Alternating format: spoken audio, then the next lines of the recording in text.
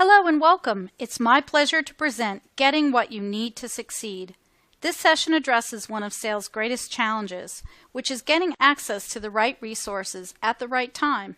My name is Lisa Clark of QStream, a Boston-based SaaS solutions company focused exclusively on the human side of sales acceleration.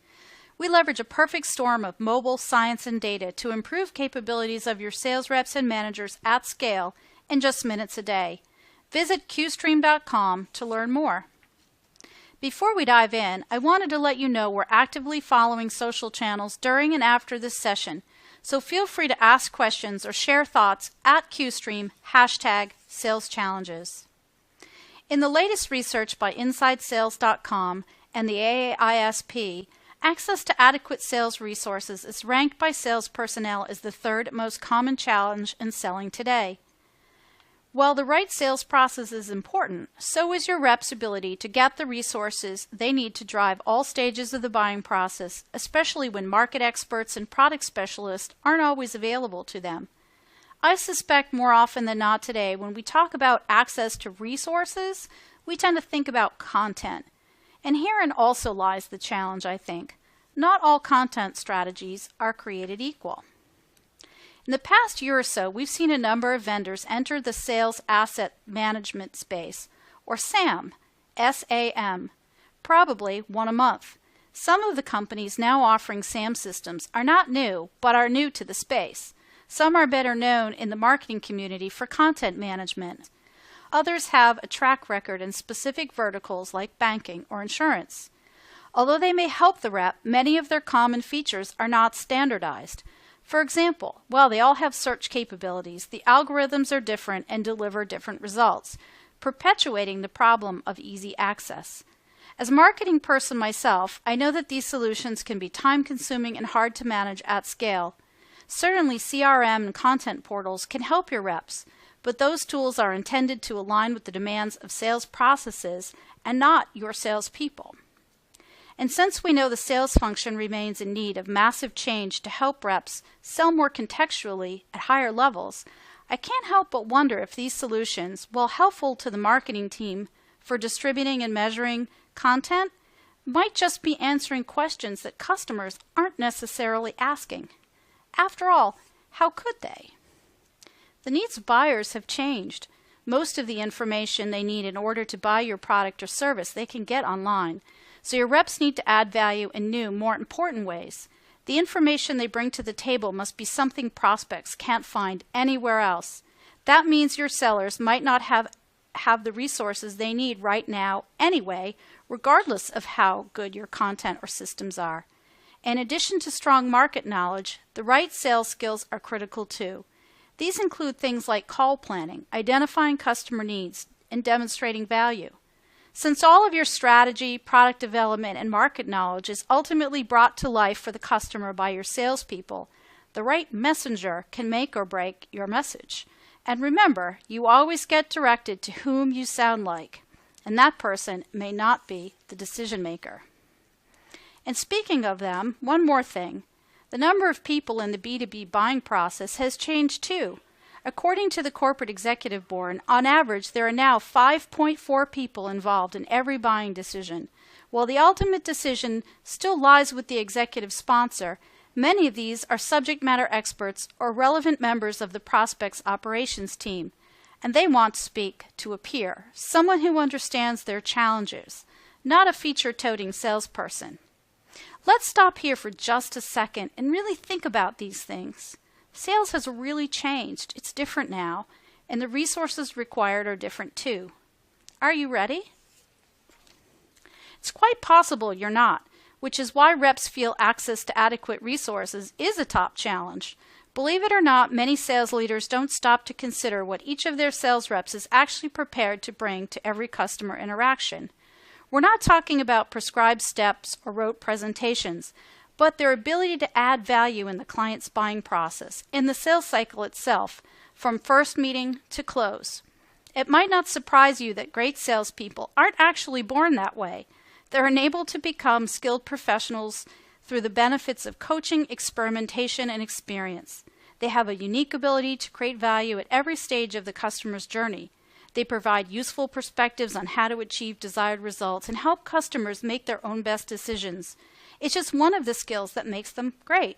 But today, more than 1/3 of enterprise sales reps, even those with extensive market and product training, are unable to apply the context needed to successfully sell into their markets. The findings are based on an analysis of nearly 250,000 responses to scenario-based sales challenges delivered by the QStream platform to sales reps across a range of industries. Perhaps over time, metrics like win rate and quota attainment could give you a picture, but by then, it's too late. If you measure sales enablement to revenue within your organization, you'll see that top performers have one thing in common. They're highly proficient in all aspects of their job.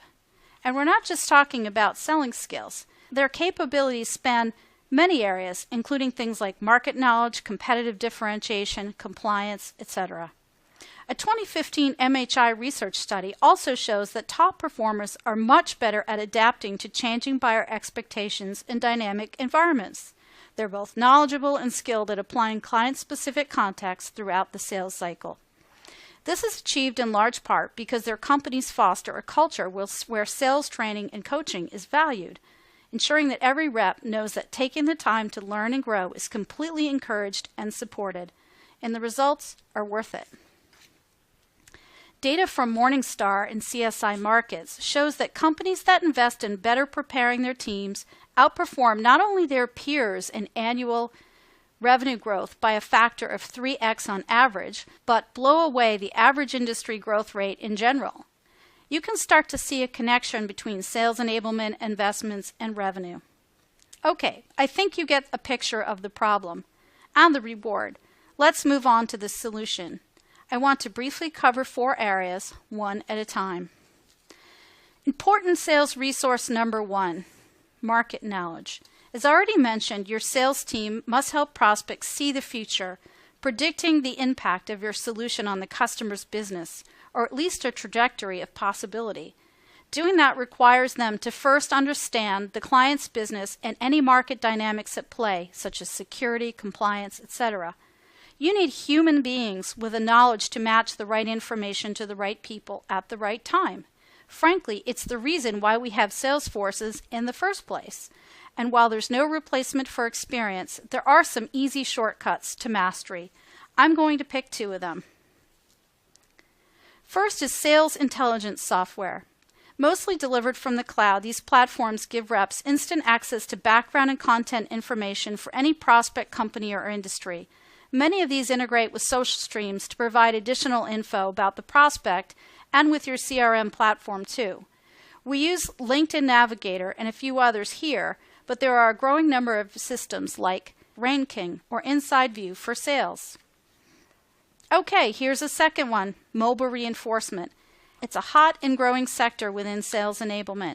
So many of the technologies and tools today concern themselves primarily with process automation or measuring activity like number of calls. Many of the emerging reinforcement platforms are uniquely built for on-the-go salespeople and embrace scientific methodologies for reinforcing both knowledge and behaviors at scale. I think one of the most important aspects of this approach, though, is the ease of use and ability to keep pace with market change at scale. Instead of waiting for your next sales meeting or kickoff to react to market changes, you can use a system like this to very quickly align messages around the latest competitive threat or newest market study in just minutes a day. The resulting data from systems like this can also help direct resources toward the reps that might require additional support. Sales fluency maps can help you keep a pulse on what your reps are prepared to bring to client interactions. The data also lets you provide a rich set of real-time reports, dashboards, and trends to sales leadership and executive management to help answer important business questions like, do we even have the right people? Using data tags, you can slice the data to track specific capabilities such as prospecting, competitive differentiation, negotiation skills, and so on. It's good stuff, but let's move on to the next sales resource challenge. Number 2, access to mentors and field coaches. When it comes to motivation, we've seen money is not always at the top of the list, for millennials anyway, but frequent interaction with their manager is. They value access to feedback. That's probably important for any rep, frankly, especially if it helps them win a deal.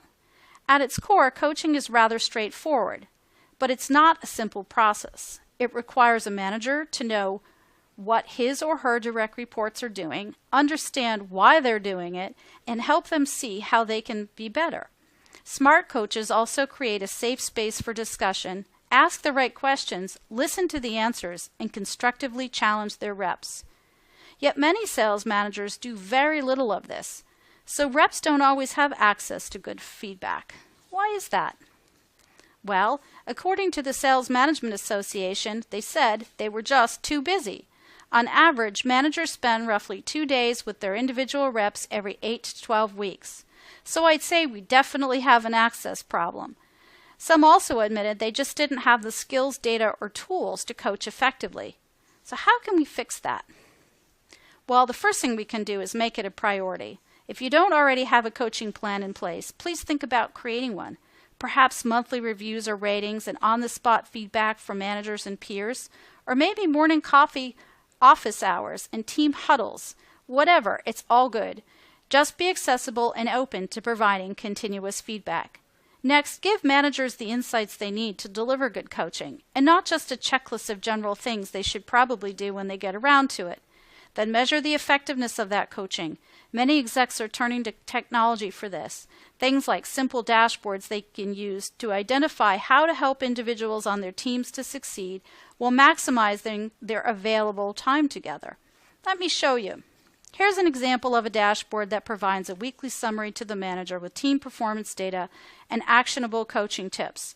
Using this data, one of the best ways I can think of to help our managers is not only to engage them in understanding the skill levels of their teams, but also to deliver insights that make them better coaches. So actionable data is a top priority.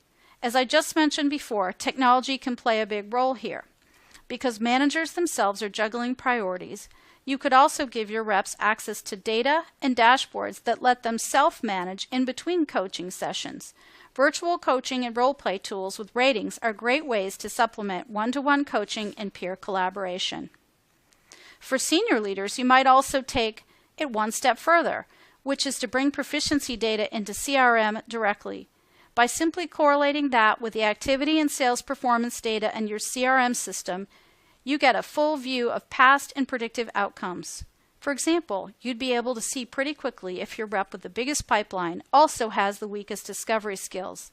Knowing that lets you both assess forecast accuracy, but also take action to proactively provide additional support.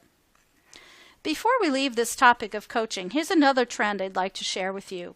We do this here at QStream informally, but I've seen a lot written about a concept called reverse mentoring. It's a peer coaching strategy that pairs experienced workers with younger folks to educate one another on how business works and new ways of thinking about things. Managers who are open to learning this way get exposed to new ways of doing things, providing a valuable sales resource that you might be overlooking. Okay, let's move on. Many of you are likely very familiar with our next sales resource challenge. That's number 3, access to marketing. Your peers in marketing can offer critical support when it comes to closing that quarterly deal with a reluctant prospect, addressing a competitor's claims, or solving a tough customer problem before it escalates. In addition to getting to know these folks, as mentioned earlier, the depth and breadth of the technology available to them in support of sales is overwhelming, from account-based marketing and email automation to guided selling tools. Unlike content management systems, guided selling technologies are designed to drive sales process alignment. These include Altify, Qvinian playbooks, and others. They're designed to suggest next best steps as well as activities and assets like presentation templates and other collateral pushed to the rep based on information they've entered into a CRM opportunity record. And because suggestions are built on best practices, leveraging what your organization's top performers already do, some solutions offer virtual coaching, letting reps know if missing information could risk a deal. In light of this, it makes sense for marketing to spend time organizing their marketing and sales enablement content for easy access. If for no other reason than the fact that Mike, the Marcom manager, is in a different office than this guy, your remote rep. Given the nature of our always-on, always-connected business culture, it's become easier for companies to build their workforce with team members based in remote location. This is especially true for sales. Being away from the hustle and bustle of a larger office definitely has its benefits, but it's all too easy for remote reps to live and work in their own little silo. These technologies make sharing critical info and ideas at point of need possible. Team collaboration tools can also be helpful in keeping the teams connected and sharing resources.